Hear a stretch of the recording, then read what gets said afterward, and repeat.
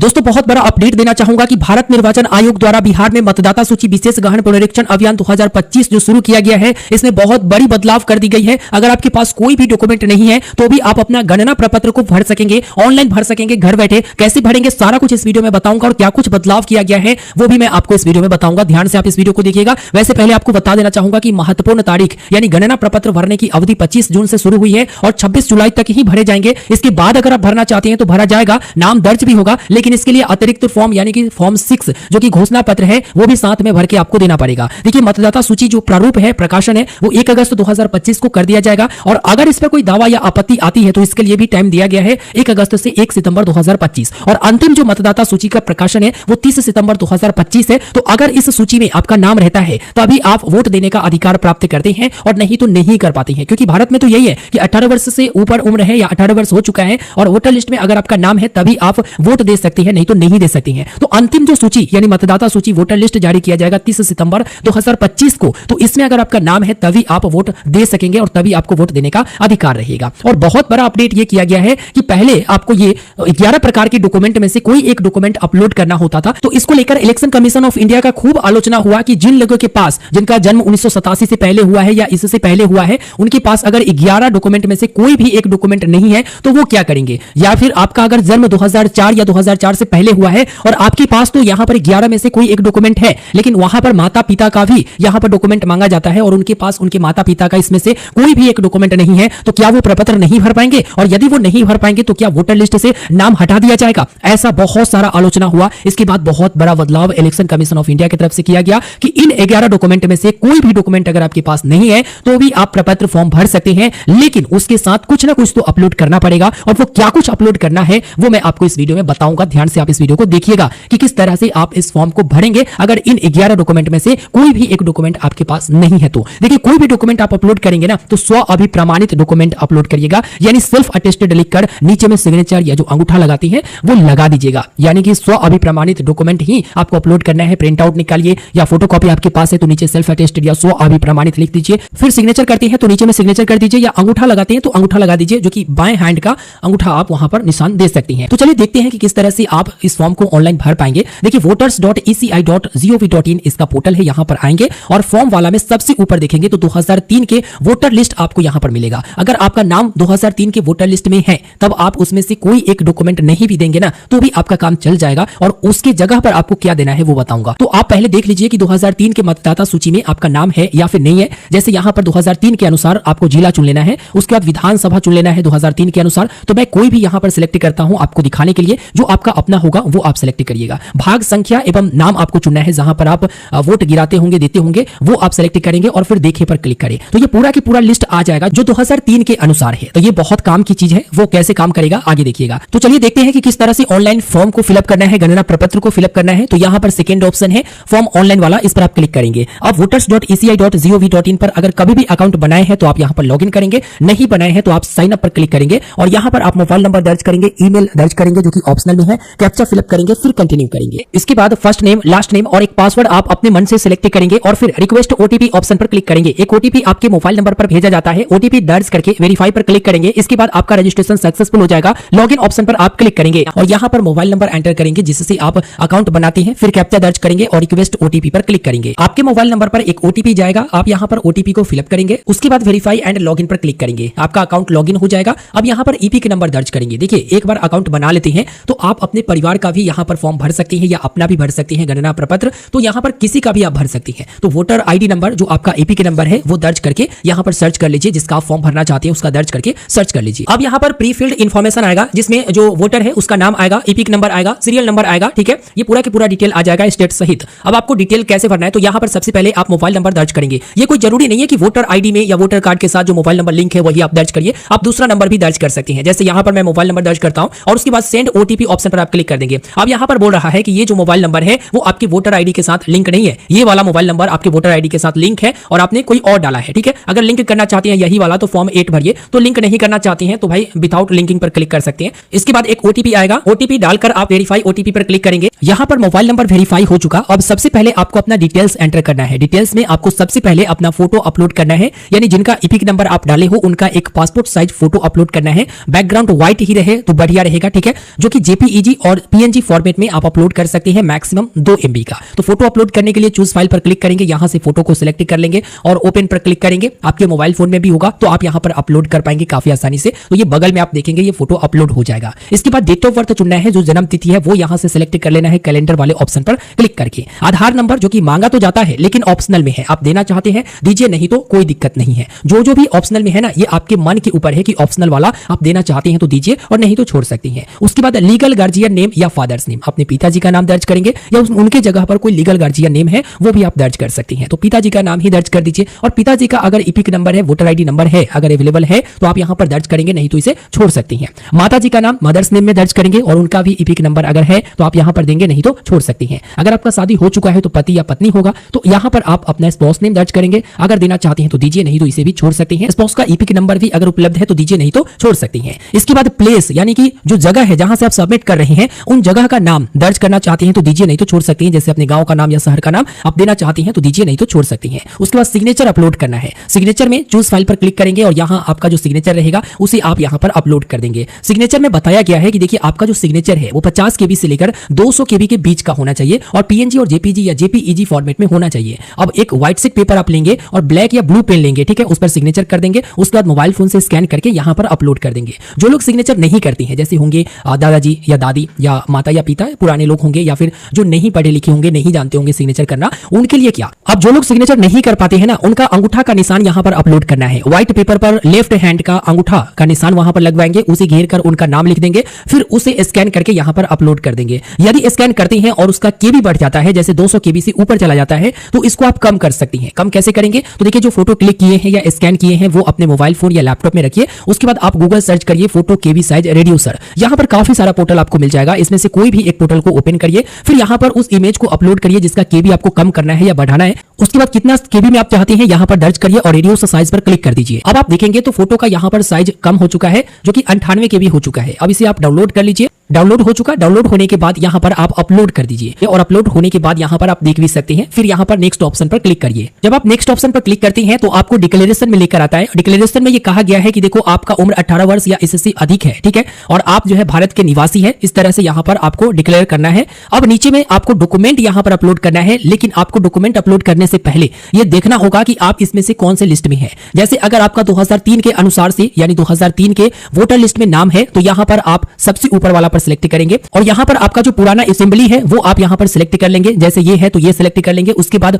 Old part जो है यहां से आप सिलेक्ट कर लेंगे, यानी पुराना जहां पर वोट गिराए जाते थे उसे आप सिलेक्ट कर लेंगे। इसके बाद old serial number in part, यानी कि जो सीरियल नंबर है पुराना वाला, कौन सा सीरियल नंबर, तो यहां पर देखिए व्यू फाइल पर क्लिक करेंगे ना तो 2003 का यहां पर लिस्ट आपके सामने आ जाएगा। जैसा कि ये देख सकते हैं लिस्ट आ गया। अब इसका जो सीरियल नंबर है ये रहा सीरियल नंबर जो कि आप देख सकते हैं। तो जैसे इस लिस्ट में मान लो कि आपका नाम दीपक है, ठीक है, और ये वाला आपका है, तो यहां पर सीरियल नंबर देखिएगा ये 53 सीरियल नंबर है। तो यही सीरियल नंबर जो है old serial number in part जो है आपको दर्ज करना है। अब आता है डॉक्यूमेंट अपलोड करने का ऑप्शन। देखिए आपका नाम अगर 2003 वाला में है और मैंने आपको बताया कि 11 प्रकार के ये डॉक्यूमेंट है, इसमें से कोई एक डॉक्यूमेंट आपको अपलोड करना पड़ेगा। तो 2003 वाला में अगर आपका नाम है और इसमें कोई भी डॉक्यूमेंट आपके पास नहीं है 11 में से, तो आप चिंता मत करिए, आप कोई भी डॉक्यूमेंट इसमें से अपलोड नहीं करिए। क्यों नहीं करिए, क्योंकि 2003 वाला लिस्ट में अगर आपका नाम है तो 2003 वाला लिस्ट में कहां पर नाम है उसे ही आप वही पेज को आप अपलोड कर दीजिए। जैसे यहां पर आएंगे तो डॉक्यूमेंट में आपको दो ऑप्शन दिखेगा। देखिए आपका जो नाम है 2003 वाला में उसे आप सिलेक्ट करिए और यहां पर आप उसे अपलोड कर दीजिए। तो यहां पर जैसे ये दीपक है, ठीक है, तो दीपक का नाम यहां पर है, तो दीपक क्या करेगा, इसे हाईलाइट कर देगा, ठीक है, हाईलाइट करना चाहते तो हाईलाइट कर दीजिए और फिर इसका स्क्रीनशॉट लीजिए, स्क्रीनशॉट लेकर उसका पीडीएफ बना दीजिए या स्क्रीनशॉट ही यहां पर अपलोड कर दीजिए। आप जेपीजी जो कि 2 MB मैक्सिमम अपलोड कर सकते हैं, पीएनजी भी 2 MB तक अपलोड कर सकते हैं और पीडीएफ जो है 3 MB तक आप फॉर्मेट में अपलोड कर सकती हैं। तो ये जो है update election commission of India की तरफ से किया गया है, जो कि पहले ऑनलाइन फॉर्म भराता था तो यहां पर सिर्फ यही डालने का ऑप्शन नहीं आता था, बल्कि 11 प्रकार के डॉक्यूमेंट में से कोई एक डॉक्यूमेंट देना है ऐसा कहा जाता था। लेकिन अब जो है 2003 के लिस्ट में अगर आप है तो बस उसी लिस्ट को यहां पर अपलोड कर दीजिए और सारा डिटेल एंटर करके। अब यदि आपका 2003 वाला लिस्ट में नाम नहीं है और आपका जन्म 1/7/1987 से पहले हुआ है, तब आपको ये वाला ऑप्शन को टिक करना होगा। ये वाला ऑप्शन में सबसे पहले आपको पूरा की पूरा डॉक्यूमेंट लिस्ट आ जाएगा। मैं इसे हिंदी कर देता हूं यहां पर, हाँ मैंने इसे हिंदी कर दिया। अब यहां पर कुल 11 प्रकार के डॉक्यूमेंट आपको दिखाए जाएंगे, इसमें से कोई भी डॉक्यूमेंट आपके पास है तो आप यहां पर अपलोड करिए। अब डॉक्यूमेंट में क्या क्या है, तो देखिए किसी भी केंद्रीय सरकार या राज्य सरकार, अगर आप कर्मचारी रहे हैं यानी कि जॉब किए हैं तो उसका पेंशन भुगतान वगैरह का कोई भी आपके पास पेपर है तो आप यहां पर दे सकती हैं। दूसरा 1/7/1987 से पहले सरकार या स्थानीय प्राधिकारियों, बैंकों या डाकघर, LIC पीएसयू द्वारा भारत में जारी कोई भी पहचान पत्र या प्रमाण पत्र या दस्तावेज है तो आप यहां पर दे सकती हैं, जो कि 1987 से पहले, तो मुझे लगता है बहुत ही कम लोगों के पास होगा। उसके बाद समक्ष प्राधिकारी द्वारा जारी जन्म प्रमाण पत्र भी आपके पास है तो दे सकती हैं। पासपोर्ट तो वो भी दे सकती हैं, या 10th का जो सर्टिफिकेट है या विश्वविद्यालय द्वारा जारी किया गया जो शैक्षणिक प्रमाण पत्र है अगर आपके पास है तो वो आप दे सकती हैं। सक्षम राज्य प्राधिकारी द्वारा जारी स्थानीय निवास प्रमाण पत्र यानी निवास प्रमाण पत्र आपके पास है तो वो भी आप दे सकती हैं। वन अधिकार प्रमाण पत्र आपके पास है वो भी दे सकती हैं। ओबीसी एससी एसटी कोई भी जाति प्रमाण पत्र है तो आप दे सकती हैं, या राष्ट्रीय नागरिक रजिस्टर जहां भी मौजूद हो वो भी आपके पास है तो वो भी आप दे सकती हैं। या स्थानीय जो प्राधिकारियों द्वारा तैयार किया गया परिवार का रजिस्टर अगर आपके पास है तो वो भी आप दे सकती हैं। या सरकार द्वारा कोई भूमि या मकान आवंटन प्रमाण पत्र अगर आवंटित किया गया है तो आप दे सकती हैं। और कोई अन्य दस्तावेज है तो उसमें आप इस प्रकार के जो प्रूफ देता है तो आप दर्ज कर सकती हैं। लेकिन आपको 11 में से कोई एक ही देना है, और मुझे लगता है कि 1987 से पहले के जन्म वाले को इनमें से बहुत ही कम लोगों के पास ऐसा कोई डॉक्यूमेंट होगा। तो उनके पास अगर निवास प्रमाण पत्र या जाति प्रमाण पत्र है तो वो दे सकते हैं, या 10th का सर्टिफिकेट है तो वो दे सकती हैं। और जो जॉब कर रहे होंगे उनके पास तो ये सब होगा तो वो कोई एक दे सकती हैं। तो इसमें से ये कंपलसरी है कि आपको देना ही है। जैसे आपके पास 10th का सर्टिफिकेट है तो वो दे दिए, यहां पर अपलोड कर दीजिए। देखिए अपलोड करने के लिए ना आपको इस पर क्लिक करना होगा और यहीं से आप पीडीएफ में या जेपीजी में अपलोड कर सकती हैं। इसमें क्या होगा कि आपके माता पिता का कोई भी डिटेल नहीं देना है, बस यहां पर 1987 से पहले यानी एक साथ 1987 से पहले भारत में अगर आपका जन्म हुआ है तो इसमें से कोई एक डॉक्यूमेंट आप दे सकती हैं, 11 में से कोई एक। इसके बाद यदि आपका जन्म एक साथ 1987 के बाद 2/12/2004 के बीच हुआ है भारत में तो आप यहां पर क्लिक करेंगे, ठीक है, इसको क्लिक करना है और जो डॉक्यूमेंट मैंने आपको बताया इसमें से कोई एक डॉक्यूमेंट आप दे सकती हैं। तो मान लीजिए आपके पास 10th का सर्टिफिकेट है या जाति प्रमाण पत्र है, उसे आपने सिलेक्ट किया, फिर उसे आप यहां पर अपलोड करेंगे। इसके अलावा पिता या माता का कोई एक का आपको यहां पर डॉक्यूमेंट अपलोड करना पड़ेगा। अगर आप यहां पर पिता का देना चाहते हैं तो पिता पर क्लिक करेंगे। अब बहुत लोग कहेंगे कि ये जो 11 लिस्ट दिया गया है इसमें से कोई भी डॉक्यूमेंट मेरे पिता का नाम का या मेरे माता का नाम का नहीं है, मेरे पिताजी के पास नहीं है या माताजी के पास नहीं है, तो उनके लिए कोई दिक्कत नहीं है तो भी आपका काम चलेगा। कैसे चलेगा? तो देखिए दस्तावेज के प्रकार में एक और चीज ऐड कर दिया गया है नया से, जो कि बिहार की मतदाता सूची में नाम मौजूद है, जो कि 2003 के अनुसार अगर आपका नाम नहीं है तो आपके पिताजी का हो सकता है, आपके माताजी का हो सकता है, तो किसी का भी 2003 के अनुसार वाला में यानी इसमें इस लिस्ट में नाम है आपके माता का या पिता का, तो बस यही डिटेल आप दे दीजिए। यहां पर डिटेल में क्या करेंगे तो यहां पर पुराना विधानसभा क्षेत्र को चुनेंगे और पुराना विधानसभा क्षेत्र आपको लिस्ट में मिल जाएगा, जो कि ये रहा आपका, ठीक है। यहां पर तो पुराना विधानसभा क्षेत्र आप चुन लेंगे। उसके बाद पुराना भाग चुनेंगे, जो भी आपका पुराना भाग है वो यहां पर चुन लेंगे, जो कि यहां पर लिस्ट में दिया हुआ है, ठीक है, लिस्ट में दिया गया है पार्ट नंबर। इसके बाद आप चुनेंगे पुराना सीरियल नंबर, तो सीरियल नंबर भी मैंने आपको बता दिया है कि ये आपका सीरियल नंबर हुआ, तो इसमें से सीरियल नंबर आप दर्ज कर देंगे जो आपके पिताजी का है, अगर पिताजी का दे रहे हैं तो, और माताजी का देंगे तो माताजी का ही यहां पर डिटेल एंटर करना है। उसके बाद फाइल को यहां पर अपलोड करना है, तो किस फाइल को, जैसे मान लेते हैं कि ये माताजी है, अब यहां पर इनका जो सीरियल नंबर है वो ये रहा, ठीक है, तो ये सीरियल नंबर आपको यहां पर हाईलाइट कर देना है और माताजी का नाम भी हाईलाइट कर देना है। फिर इसका स्क्रीनशॉट लीजिए और इसको पीडीएफ बनाइए या जेपीजी में ही आप यहां पर अपलोड कर दीजिए, ठीक है। तो ये तो था 2/12/2004 तक के जिनका जन्म हुआ है उनके लिए। अब 2/12/2004 के बाद यदि आपका भारत में जन्म हुआ है तब आप इस ऑप्शन को चुनेंगे। अब इस ऑप्शन में दस्तावेज का प्रकार चुन लेंगे। अब 2004 के बाद आपका जन्म हुआ है तो मैट्रिक का सर्टिफिकेट तो आपके पास होगा ही ना कम से कम, तो यहां पर मैट्रिक का सर्टिफिकेट आपके पास है तो उसे चुन लेंगे और यहां पर अपलोड कर देंगे, ठीक है। अब आपसे पूछा जाता है कि दोनों माता पिता भारतीय हैं, अगर भारतीय हैं तब यहां पर हां पर चयन करेंगे और फिर यहां पर दस्तावेज पिताजी का भी लगेगा और माताजी का भी लगेगा। फिर आप कहोगे कि दस्तावेज में ये 11 प्रकार के दस्तावेज में ना तो पिताजी का है और ना माताजी का है, तो उनका नाम तो होगा ना 2003 वाला में, तो 2003 वाला में नाम है तो ये ऑप्शन को चुनिए और फिर इस तरह से आप यहां पर जो है विधानसभा क्षेत्र चुन लीजिए, जो भी है इस लिस्ट में देख लीजिए कि विधानसभा क्षेत्र में, जो कि शुरुआत में ही दिया गया है लिस्ट में देख लीजिए 2003 वाला में विधानसभा क्षेत्र। उसके बाद पुराना भाग को चुन लीजिए, जो भी पुराना भाग है यहां पर चुन लेंगे और भाग कहां पर दिया गया है तो ये पार्ट नंबर आप देख सकती हैं। इसके बाद यहां पर पुराना सीरियल नंबर जो कि भाग में है, तो ये पुराना सीरियल नंबर जो कि 2003 वाला में से ही आपको चुनना है, जैसे ये है तो यहां पर आप दे सकते हैं 62 नंबर, ठीक है, यहां पर दर्ज कर दीजिए, जैसे 62 आपने दर्ज कर दिया। उसके बाद यहां पर अपलोड कर दीजिए किसका, तो वही स्क्रीनशॉट खींच के इसको हाईलाइट करके इस पेज को अपलोड कर दीजिए। फिर मां का यहां पर देखिए, तो मां वाला में भी आप 2003 के अनुसार दे सकते हैं और यहां पर फाइल को अपलोड कर दीजिए। फिर उसी प्रकार से पुराना जो विधानसभा क्षेत्र है उसे आप यहां पर सिलेक्ट कर लेंगे, भाग सिलेक्ट कर लेंगे और जो सीरियल नंबर है उसे आप सिलेक्ट कर लेंगे। तो ये बहुत बड़ा अपडेट किया गया है इलेक्शन कमीशन ऑफ इंडिया की तरफ से कि चलो यहां पर 2003 के लिस्ट में अगर माता या पिता का नाम है तो वही स्क्रीनशॉट देकर यहां पर आप अपना फॉर्म को भर सकती हैं, जो कि ये अब अपडेट किया गया है आलोचना होने के बाद, ठीक है। नहीं तो ये 11 डॉक्यूमेंट से कोई एक डॉक्यूमेंट आप खोजते रहते माता या पिता का, बहुत लोग नहीं भर पाते और वो वोटर लिस्ट से निकल भी जाते हैं। इसके बाद एक और ऑप्शन मिलता है कि भारत के बाहर जन्मे, अगर आपका जन्म भारत से बाहर हुआ है तो आप इस पर टिक करेंगे, ठीक है। उसके बाद दस्तावेज चुनेंगे, जो कि विदेश वाला दस्तावेज, विदेश स्थित भारतीय मिशन द्वारा जारी जन्म पंजीकरण का प्रमाण पत्र आप चुनेंगे, अगर आपके पास है तभी आप अपलोड करेंगे और आप वोटर लिस्ट के नाम में जुड़े रहेंगे और नहीं तो नहीं जुड़ेंगे, ठीक है। यहां पर हट जाएंगे अगर जुड़े भी होंगे तो। इसके बाद एक ऑप्शन आता है कि पंजीकरण या नागरिक नागरिकीकरण द्वारा नागरिकता प्राप्त जो भी किए हैं वो इस ऑप्शन को चुनेंगे। यानी बहुत होता है कि अलग स्टेट से आकर यहाँ पर रह जाती हैं या अलग देश से आकर यहाँ पर नागरिकता प्राप्त कर लेती हैं। तो अगर ऐसा कुछ है तो नागरिकता पंजीकरण का प्रमाण पत्र आपको संलग्न करना है और यहाँ पर अपलोड करना है। तो ये कुछ डिक्लेरेशन जो कि आपको ध्यान में रखना है। अब इसमें से जो भी कैटेगरी में आप आते हैं भाई आप उसे सिलेक्ट कर लेंगे, ठीक है, और सिलेक्ट करने के बाद यहाँ पर दस्तावेज को अपलोड कर देंगे। और एक और बात आप सभी को बताना चाहूंगा कि अगर 2003 के अनुसार जो लिस्ट जारी किया गया है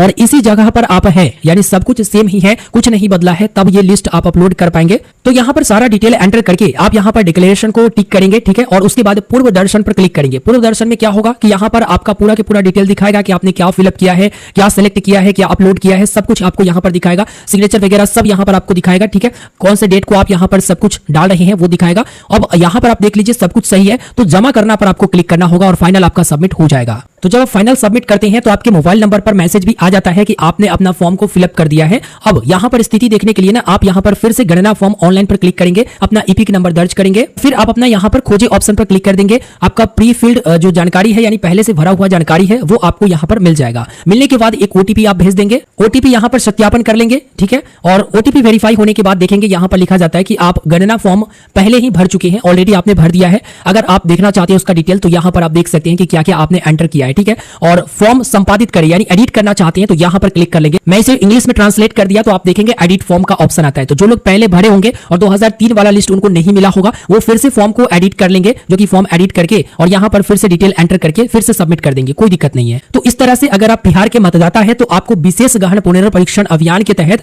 आपको गणना फॉर्म जो है भरना पड़ेगा, जो मैंने आपको बता दिया। अगर आप अपना प्री फिल्ड फॉर्म को डाउनलोड करना चाहते हैं, जैसे ये वाला आप डाउनलोड करना चाहते हैं आपका, तो आप क्या करेंगे, नीचे डाउनलोड के ऑप्शन मिलता है, इस पर क्लिक करेंगे, अपना ईपिक नंबर दर्ज करेंगे, मोबाइल नंबर कैप्चा फिलअप करेंगे, फिर रिक्वेस्ट ओटीपी पर क्लिक करेंगे। एक ओटीपी आएगा आपके मोबाइल नंबर पर, यहां पर वेरीफाई एंड डाउनलोड पर क्लिक कर देंगे तो आपका फॉर्म कुछ इस प्रकार से डाउनलोड हो जाता है, जो कि प्री फिल्ड होता है, यानी ऊपर में आपका नाम सब कुछ होता है, ईपिक नंबर ये सब होता है। अब आप चाहते हैं कि ऑफलाइन जमा दे तो आप इस फॉर्म को फिलअप करिए, सिग्नेचर वगैरह करिए और आप अपने बीएलओ के पास जमा दे सकती हैं। अगर ऑनलाइन भरना चाहते हैं तो मैंने आपको बता दिया कि किस तरह से आप ऑनलाइन भरेंगे। इस वीडियो फिलहाल इतना ही, वीडियो को लाइक कर दीजिएगा, अपने दोस्तों तक इस वीडियो को शेयर करिएगा और चैनल पर नए होंगे तो आप जरूर सब्सक्राइब करिएगा, ताकि आने वाले दिनों में जो कुछ भी अपडेट इस पर आएगा मैं उसके बारे में आपको जानकारी दूंगा और आप जान सकेंगे सब कुछ।